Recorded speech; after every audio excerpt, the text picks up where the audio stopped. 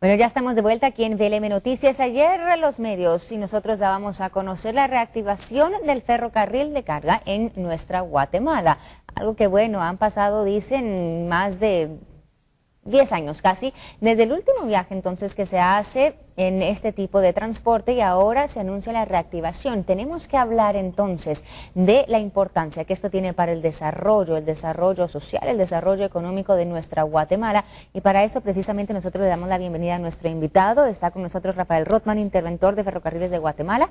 Muy buenos días, Rafael, y gracias por estar con nosotros. Muy buenos días, María René. Para mí es una bendición estar aquí compartiendo con toda la audiencia de Guatevisión y poder compartir acerca de nuestra red ferroviaria, que tuvimos un tren desde el 18 de junio de 1880 y prácticamente tuvimos un canal seco desde Puerto Barrios a la ciudad capital y luego al puerto de San José.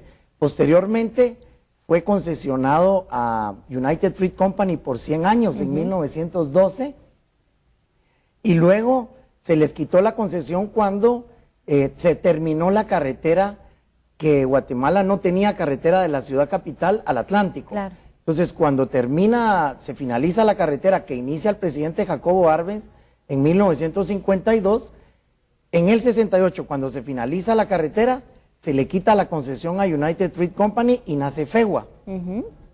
Luego FEGUA cierra operaciones en el 1996 y se le concesiona a Ferrovías en 1998. Luego es declarado lesivo para los intereses del Estado por el presidente Oscar Berché en el 2006. Y vamos a un juicio arbitral en Washington, D.C., donde en el 2013 Guatemala recupera el 82% de sus acciones, pagando 14 millones de dólares. ¿A quién se le pagó este dinero? Se le pagó al señor Henry Posner. Él era el propietario de Ferrocarriles de Pensilvania. Era Railroad Development Company de Pensilvania. Y él, cuando recibe el dinero, endosa las acciones para el Estado de Guatemala. Guatemala es entonces el mayor accionista de Ferrovías, con el 82%. El 18% lo tienen inversionistas canadienses, norteamericanos y guatemaltecos. De ese 18%, Cementos Progreso es propietario del 10%. Y entonces se establece la primera asamblea en el 2014 y iniciándose ya este nuevo periodo de Ferrovías FEGUA, y en el 2015 se hace una segunda asamblea donde se inicia, donde se planifica el poder desarrollar estudios para iniciar operaciones donde fuera más factible o donde fuera más viable para el desarrollo económico del país. Es una gran noticia realmente la reactivación del ferrocarril en nuestra Guatemala. Y bien hablábamos y tú me comentabas que en los años 80 se empieza a bajar, digamos, el uso del ferrocarril en nuestra Guatemala. Y esto, bueno, sorprendió a muchos el hecho de pasar tanto tiempo sin este tipo de transporte, cuando vemos que en países desarrollados, ¿verdad?, es tan utilizado, y Guatemala entonces necesitado realmente de nuevamente usarlo. Sorprendió que pasara tanto tiempo, pero por eso mismo es una gran noticia para nuestro país. Muchas gracias, María René. Y es entonces que SEEDS, una empresa mexicana norteamericana, desarrolla los estudios y da a conocer estos estudios de una manera sorprendente. Más de 2.800 toneladas de carga pasan por Tecunumán en un lapso de 3 a 5 años. Y más de 1.900 toneladas van a Centroamérica, a El Salvador, a Honduras y a Nicaragua. O sea que, como me decían estos analistas y consultores mexicanos que han trabajado en todas las líneas férreas de México y en el sur de Estados Unidos, que Tecunumán es como un paso de las Termópilas, es un paso obligado.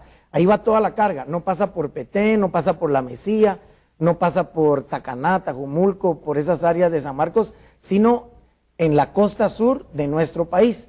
Entonces, basado en eso y en esa viabilidad, la intervención a mi cargo decide presentarle el proyecto al presidente Alejandro Maldonado Aguirre y le llama el proyecto de los 100 días.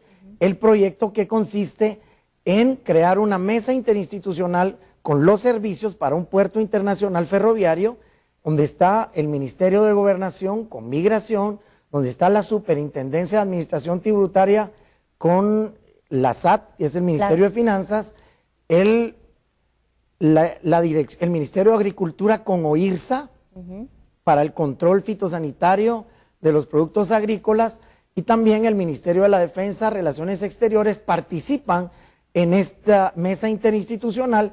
Y quiero comentarte que el ministro de Relaciones Exteriores, cuando se le presentó el proyecto al gabinete, inmediatamente me dijo, este es un proyecto que también a México le conviene, porque se hace un nudo en nuestras fronteras de 1 a 3 o hasta 5 kilómetros, y tardan a veces horas o varios días en pasar nuestro transporte pesado. Hay muchas restricciones en ambos lados, y entonces esto viene a descongestionar y viene a agilizar el comercio bilateral. Entonces me solicitó una carta donde se solicitaba la apertura internacional de fronteras. Él gestionó este trabajo con la doctora Claudia Ruiz Massieu, canciller de México, y en Cancillería Mexicana hemos estado entonces trabajando, creando esa mesa interinstitucional de ese lado para tener todo listo en el primer trimestre del 2016. ¿Qué beneficios tiene para Guatemala? Eso te iba a preguntar, Rebel, porque mucha gente está también esperando conocer de esos beneficios, o sea, Sí. para el estado de Guatemala, ¿qué beneficio trae la reactivación del ferrocarril?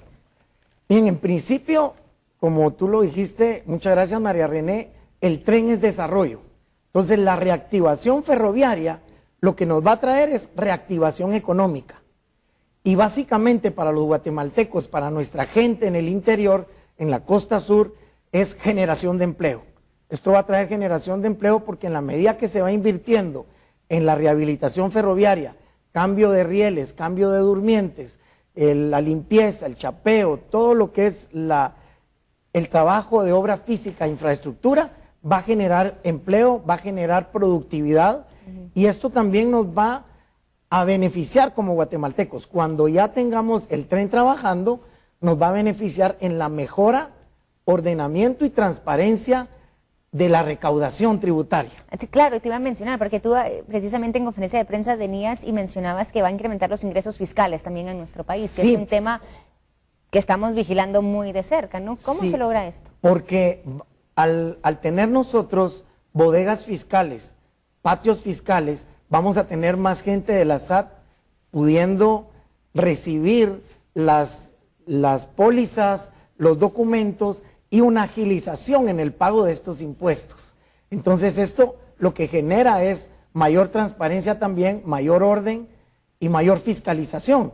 ¿Cómo evitaremos una línea, por ejemplo? Sí, eso se va a evitar precisamente porque también hay control, tienen que haber controles de policía, tienen que haber controles de inmigración, tienen que haber tecnología para evitar esto. Y esto se va a hacer con un mayor ordenamiento.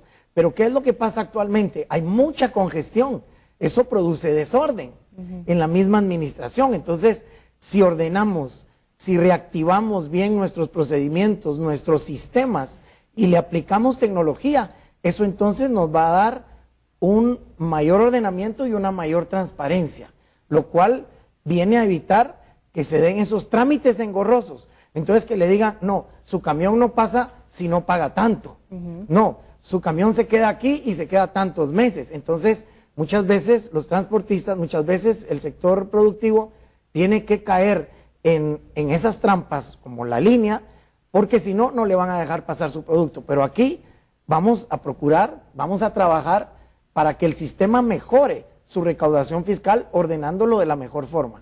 Perfecto, bueno, hablas entonces de estos primeros planes que yo sé es unir Guatemala con México, o sea, cierto tramo, ¿no? ¿Y Sí. cuáles son entonces los futuros planes para el ferrocarril en Guatemala? Sí, entonces para poder desarrollar la economía de la región, para reactivar la economía de la región y para que esto genere riqueza para todo el país, entonces hemos creado un plan maestro que consiste en la primera fase, interconexión ferroviaria Ciudad Hidalgo, Tecunumán, Guatemala. Y luego la segunda fase es Tecunumán, Puerto Quetzal. Esta segunda fase podría ser desarrollada de 6 meses a 1 año después de terminada ya y concluida nuestra primera fase y que esté ordenado nuestro sistema ferroviario. En esto quiero agregar algo, María René, y es que el sistema ferroviario va a cambiar todos sus rieles porque necesita los rieles de un calibre más grueso y los durmientes de concreto para que resistan cada vagón de 100 toneladas. Muchos se van a preguntar de dónde salen estos fondos. Explíquenos entonces Muy cómo buena está pregunta. esa conexión, o sea, público-privado, o sea, de dónde salen esos fondos. Y me han comentado que cuánto va a invertir el Estado. El Estado no tenía fondos para desarrollar este proyecto. Pero no usted tenemos lo sabe. fondos para el sistema de salud, imagínese. Por eso Sistema de mucha salud, gente se pregunta hospitales, eso. necesitamos invertir en seguridad, que son básicamente salud, educación y seguridad, básicamente lo principal para el país.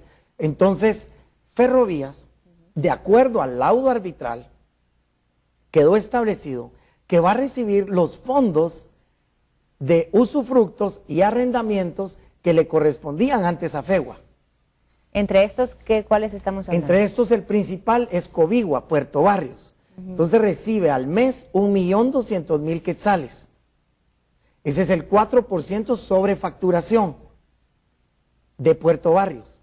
Entonces prácticamente estamos hablando de 14 millones de quetzales anuales. De ahí es donde se va a invertir para desarrollar el proyecto. O sea, lo va a desarrollar en la fase ya ejecutiva Ferrovías. Y esto va a ser también auditado por la Contraloría, va a ser auditado también por COS, que es una empresa internacional de transparencia internacional, para que esto también tenga las calidades y transparencia necesarias. ¿Por qué? Porque queremos también que esto se haga bien. ¿Para qué? Para crear confianza y credibilidad para esa segunda fase que es Tecunumán Puerto Quetzal. Es muy importante. Y al terminar la primera fase, esa segunda fase, tenemos que atraer inversión internacional y también inversión nacional para que puedan invertir en esa inversión de la ejecución del proyecto. Esos 14 millones de quetzales que tú mencionas de estos usufructos, ¿eso significa que el Estado deja de percibir estos 14 millones de quetzales? O sea, en la actualidad el Estado percibe esos 14 millones de quetzales. Muy interesante la pregunta. No los deja de percibir si el Estado exige el cumplimiento de lo que también dice el contrato 402. El contrato 402 en uno de sus artículos dice que el dinero de usufructos y arrendamientos recibidos por Ferrovías debe de invertirlos en la rehabilitación de la red ferroviaria del país. Entonces, si el dinero está ahí, debe de utilizarse para la rehabilitación de la red ferroviaria, porque está en la ley. Entonces, al rehabilitar la red ferroviaria, gana el Estado, gana el país.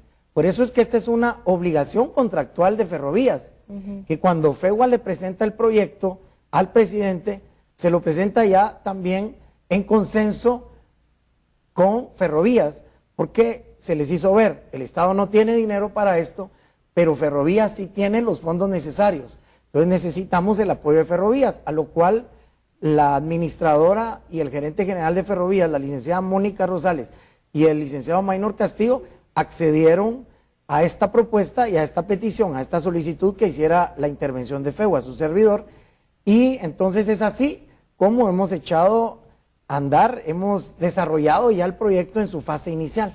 Perfecto, bueno, mira, Rafael, nos estamos quedando cortos de tiempo, pero agradecemos mucho haber estado con nosotros esta mañana y contarnos precisamente un poquito más acerca de estos proyectos y lo que se viene para nuestra Guatemala, y esperamos que sí sea obviamente una fuente de desarrollo, de empleo y de más ingresos, como tú dices, al Estado, esos ingresos que tanto necesitamos. Muchísimas gracias por haber estado con nosotros. Muchas gracias, María René, Dios los bendiga mucho, y solo finalizo diciendo que lo más importante de este proyecto es que también nos permite ingresar al ALCA. El ALCA es la parte del continente más rica económicamente, es Canadá, Estados Unidos y México. Y también nos permitirá desarrollarnos con nuestra región centroamericana. Muchas gracias. Perfecto, muchas gracias a ti, Rafael. Un placer. Gracias. Nosotros vamos a seguir hablando de este tema, obviamente, a lo largo de todo este 2016 que inician ya esos trabajos. Y vamos a seguir con más, contándole lo más relevante.